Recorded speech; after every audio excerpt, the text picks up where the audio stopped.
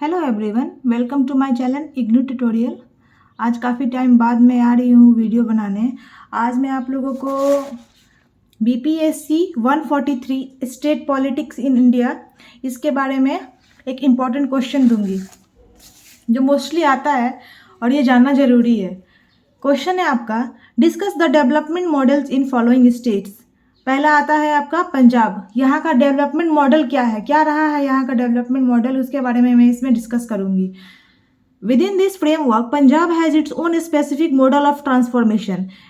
पंजाब का क्या है, खुद का एक मॉडल है जिसकी वजह से वो अपने स्टेट को ट्रांसफॉर्म किया हुआ है। It is based on rapid capitalist development of agriculture. यहाँ का एग्रीकल्चर सबसे ज़्यादा डेवलप्ड है, एग्रीकल्चरल फील्ड में ये लोग ज़्यादा डेवलपमेंट अपना रखे हैं। Punjab along with some other regions such as Haryana and western region of Uttar Pradesh is credited with making India self-sufficient in food requirement on the country।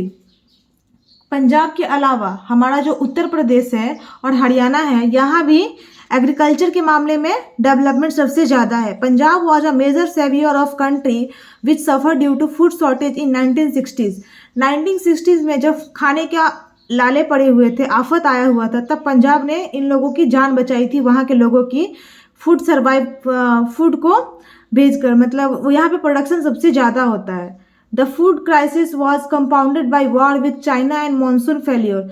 और क्यों आया था फूड क्राइसिस? बिकॉज ऑफ जब हमारा China से war चल रहा था, 1962 में एंड हुआ था, एंड उस टाइम पे बारिश भी नहीं हुई थी, तो ड्रॉट आया हुआ था, जिसकी वजह से बहुत ज़्यादा नुकसान हो गया था। The food shortage could be met and India became self-sufficient in food production by Green Revolution। और उसके बाद जब ग्रीन रेवोल्यूशन आया तो इंडिया सेल्फ सफिशिएंट हो गया फूड प्रोडक्शंस में।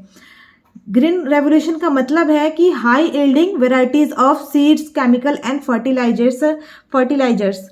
ग्रीन रेवोल्यूशन में हम HYV सीड्स का यूज़ करते हैं, जो कि बहुत ज़्यादा अच्छे क्वालिटी के सीड्स होते हैं। केमिकल्स यूज़ करते हैं बहुत ज़्यादा, फर्टिलाइजर्स एंड डिफरेंट टाइप्स के मशीन्स का यूज़ करते हैं, जिसकी वजह से हमारा प्रोडक्शन अच्छा होता है। And Punjab was such region. Punjab एक ऐसा स्टेट था जहाँ पे ग्रीन रेवोल्यूशन का सबसे ज़्यादा इफेक्ट पड़ा और वहाँ का प्रोडक्शन उसकी वजह से अच्छा हुआ। The main purpose of introducing green revolution was to produce enough food and make India self sufficient in meeting its needs. और ग्रीन रेवोल्यूशन लाने का मतलब ये था कि इंडिया को सेल्फ सफिशिएंट बनाना है, उनकी ज़रूरतों को वो खुद पूरा कर सके। With a developed region, developed irrigation system and usages of inputs, tractors and associated tools, जिसमें डिफरेंट टाइप के डेवलप्ड इरिगेशन सिस्टम का यूज हुआ और अलग अलग तरह के ट्रैक्टर्स, मशीन्स का यूज हुआ और प्रोडक्शन बहुत अच्छा हुआ। Punjab in achieved a rapid agricultural transformation. जब ग्रीन रेवोल्यूशन आया उसके बाद एग्रीकल्चरल ट्रांसफॉर्मेशन बहुत जल्दी से हुआ पंजाब के अंदर। It witnessed a major jump in wheat and rice production since these were the two crops that benefited immensely from the green revolution। और गेहूं और चावल का खेती सबसे ज़्यादा हुआ पंजाब में जब ग्रीन रेवोल्यूशन आया, इसका प्रोडक्शन सबसे ज़्यादा हुआ। The introduction of minimum support price for both these crops and the state procurement program aiming at the production of both these crops also ensured a minimum level of income for the state farmers। Green Revolution was also impacted class formation in Punjab and employment patterns। The former was indicated by emergence of commercial farmers in the state. The latter was reflected in employment generation of for the migrant agricultural laborers from backward region of the country। जब green revolution आया था, production ज़्यादा हो रहा था, production ज़्यादा होगा तो लेबर्स की ज़रूरत पड़ेगी। तो जो बैकवर्ड माना जाता है, I am not saying backward, but backward माना जाता है, जहाँ के लेबर्स सबसे ज़्यादा होते हैं, वो है हमारा ईस्टर्न उत्तर प्रदेश एंड बिहार। तो इन लोगों के लिए एम्प्लॉयमेंट का रास्ता खुल गया। Punjab's per capita income surpassed the Indian average and became the fastest growing state within a decade। The Punjab model of agricultural development became one of the most successful development stories in the post-independent India। और post independent India में पंजाब का सबसे अच्छा एक story रहा है जिसमें उसका डेवलपमेंट ज़्यादा हुआ है। In the long term green revolution based development model assaulted its in economic and social crisis in the state।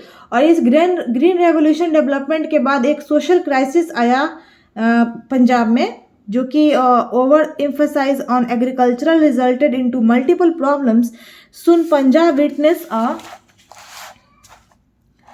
gradual decline of industrial sector above all its agricultural focus resulted in serious environmental concern, especially the decline in soil quality due to overuse of chemicals and fertilizers। और ज़्यादा fertilisers और chemical के use की वजह से यहाँ पे क्या है, सॉइल की क्वालिटी गिरने लगी। It's agriculture became heavily state dependent as the Food Corporation of India emerged as the biggest procurement agency। और जो फूड कॉरपोरेशन है हमारा इंडिया का, वो सेल्फ डिपेंडेंट बनाना चाहता था हमारे इंडिया को, ताकि बाकी किसी कंट्री से हमें इंपोर्ट एक्सपोर्ट नहीं करना पड़े। ये था हमारा डेवलपमेंट मॉडल पंजाब का।